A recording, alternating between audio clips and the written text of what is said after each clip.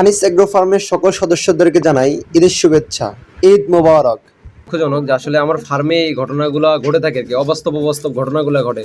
কৌকিকে নিজে আমি এর আগে যখন টার্কি পালছিলাম তখন একবার দেখছিলাম যে আসলে টার্কি কি করে, নিজের একজনের পশম আরেকজন খেয়ে ফেলে। আসসালামু আলাইকুম রহমতুল্লাহ, ওয়েলকাম করছি Anis agro farm Facebook page এবং ইউটিউব চ্যানেল থেকে।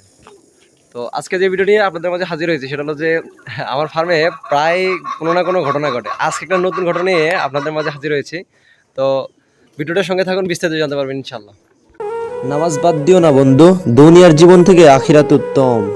ইতিপূর্বে জানেন আলহামদুলিল্লাহ আমি কালারবাটে কিছু এক কালারিং দেখে কিছু মুরগি আনিয়েছিলাম আর কি, সেটা আপনারা জানেন। তো প্রায় একসাথে 9টা নিয়ে এসেছিলাম। তো 9টার মধ্যে এখানে আপনার 4টা দেখতে পাচ্ছেন, এখানে 5টা আর একটা আছে। আসলে এদেরকে আমি খাঁচায় রাখছিলাম, এদেরকে মূলত ছেড়ে দেওয়ার মূল কারণ হলো একটা ঘটনা আছে, সেটা হলো যে এই যে এখানে আছে আলহামদুলিল্লাহ, এই যে এখানে 2টা আছে, এই যে একটা 2টা আর ওইখানে একটা 3টা। আয় আয় আয়। আচ্ছা, এদেরকে আগে একসাথে করে তারপর বিষয়টা আপনাদের সাথে শেয়ার করবো। তো যাই হোক, এদেরকে এখন ওদের খাঁচায় রাখলাম। তো এই দেখেন, এখানে মোট টোটাল এখন আছে 1টা 2টা 3টা 4টা 5টা 6টা 7টা আছে। তো এদের সাথে আমার ব্রাহ্মা 2টি মুরগি ছিল, আপনারা দেখছেন। ওই মুরগি 2টা ছিল। তো এরা একটা ঘটনা ঘটেছে, সেটা হলো যে সাদা একটা আছে, এটাকে না আনলে বুঝে যাবে। এই দেখেন, এই যে সাদাটা দেখতে পাচ্ছেন, এর দেখেন এই যে গলার এখানে দেখেন, এই দেখেন কি অবস্থা। মূলত এই ভিডিওটা করার মূল কারণ হলো, আচ্ছা, মূলত এই ভিডিওটা করার মূল কারণ হলো এরা কয়েকদিন আগে, মানে একদিন আগে, ঠিক আছে, পরশুদিন, কালকে না পরশুদিন আমি বাইরে গেছিলাম। বাইরের থেকে এসে দেখি যে ওরা, বাইরের থেকে এসে দেখি যে আমার খয়রি কালার মুরগি, খয়রি কালার যে ব্রাহ্মা মুরগিটা আছে ওটা দেখি ভিতরে মারা মরে গেছে, আম্মু বের করে রাখছে। তোর ভিতরে মরে গেছে, ওর নারী বুড়ি দেখি নাই, মানে নারী বুড়ি একদমই নাই, ঠিক আছে। আজকে কি হয়েছে, আমি ঈদের নামাজ পড়ে আসছি, এই চোখে কি হলো, ঠোকর মারছে। আচ্ছা, আজকে কি হলো, আমি ঈদের নামাজ পড়তে গেছি, ঈদের নামাজ পড়ে এসে দেখলাম আমার সাদা মুরগিটা ওই কর্নারে মরে আছে। তো বিষয়টা আপনাদেরকে দেখাই, দাঁড়িয়ে এদেরকে আটকে রাখি। মানে কি আজব ঘটনাগুলো ঘটে আমার সাথে, তা বলে বোঝার মতো না। চলো দেখাই আগে।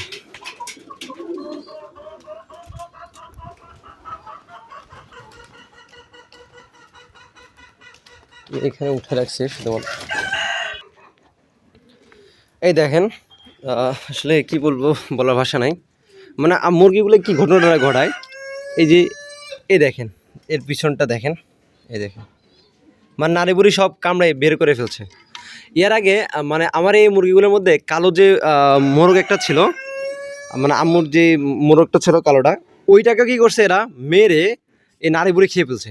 মানে আমার মুরগিগুলাই অবাক হয়ে যাবো বিষয়টা, মানে কি বলবো আর, নারী বুড়ি খেয়ে ও মরে পড়ে আছে। ওই এই যে এই খাঁচাটা যখন ছিল, এই খাঁচার মধ্যে যখন রাখছিলাম তখন এই ঘটনা ঘটাইছে।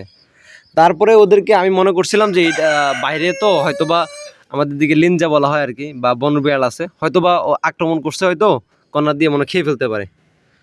তো আজকে দেখি এই মুরগিটা খোপের মধ্যে পড়ে আছে, এবং কালকেও দেখছি যে একই অবস্থা। পরে আমি আম্মুকে বললাম, আম্মু বলছে যে ওদিন ভালো করে মুরগিগুলো চেক করলে কি হয়েছে না হয়েছে দেখতে পারবা। পরে আমি দেখতেছি যে মুরগিগুলার, এই যে আমি আপনাদেরকে অলরেডি দেখাইছি আপনাদেরকে, তারপর আবার বলতেছি, মুরগিগুলার মুখের মধ্যে, এই দেখেন প্রত্যেকটা মুরগির মুখের মধ্যে রক্ত লেগে আছে। দেখেন ইয়ার মধ্যে রক্ত লেগে আছে, এর ইয়াতে রক্ত লেগে আছে, ওর ইয়াতে রক্ত, মানে সবগুলা নিজেরা কামড়া কামড়ি, মানে মাইরা ও নারী বুড়িগুলা খেয়ে ফেলছে। এটা আবার কি ধরনের, আমার তো মাথায় ঢোকে না কোন কারণে মুরগিকে নিজে আমি এর আগে যখন টার্কি পালছিলাম তখন একবার দেখছিলাম যে আসলে টার্কি কি করে, নিজের একজনের পশম আরেকজন খেয়ে ফেলে।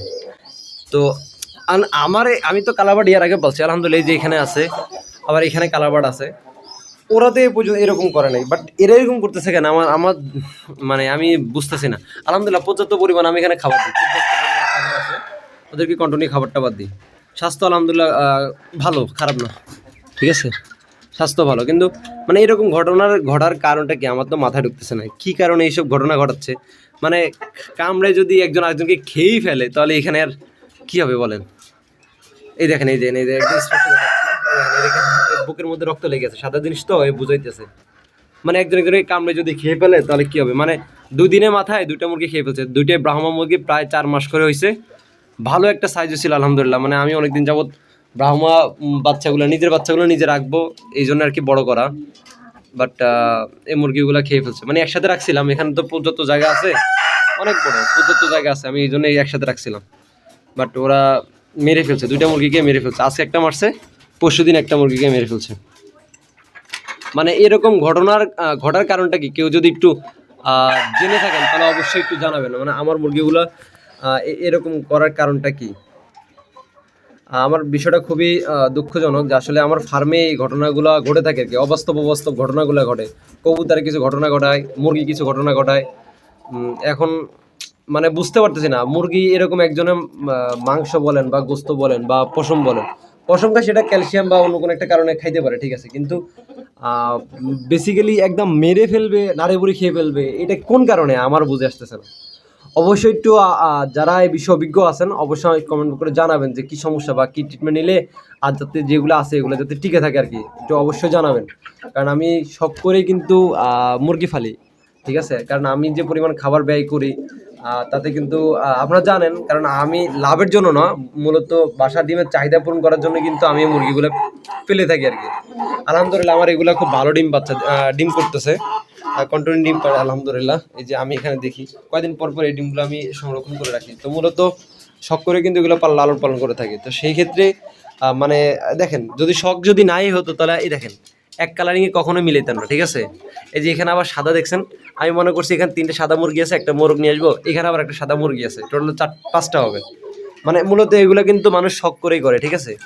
তো শখ করে করতে গিয়ে যদি এরকম মানে কি জন্য ঘটনাগুলো ঘটে অবশ্যই একটু জানাবেন আসলে কেন হচ্ছে এই বিষয়টা বা কেন খেয়ে ফেলতেছে। তো যদি কেউ জেনে থাকেন অবশ্যই একটু জানাবেন, আমি ইনশাল্লাহ সে প্রক্রিয়া অবলম্বন করব, বা কী প্রক্রিয়া অবলম্বন করলে যাতে এরকম না হয় এটা অবশ্যই জানাবেন। কারো যদি জানা থাকে কী কারণে হয় এটা অবশ্যই জানাবেন, কমেন্ট বক্সে অবশ্যই একটু জানিয়ে যাবেন। তো আজ এই পর্যন্ত সব ভালো থাকবেন।